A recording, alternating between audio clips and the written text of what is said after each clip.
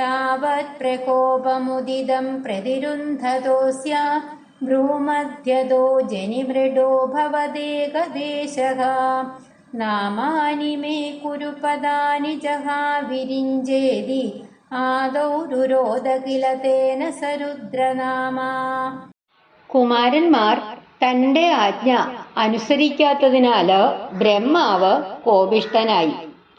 അപ്പോഴുണ്ടായ കോപം ബ്രഹ്മാവിന്റെ പുരികക്കൊടികളുടെ ഇടയിൽ നിന്ന് അങ്ങയുടെ അംശാവതാരമായ മൃഡൻ ഉണ്ടായി.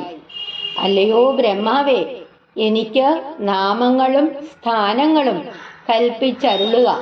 അങ്ങനെ ആദ്യമേ തന്നെ നിലവിളിച്ചു പറഞ്ഞുവത്രേ. അതുകൊണ്ടാണ് രുദ്രൻ എന്ന പേര് ഉണ്ടായത്.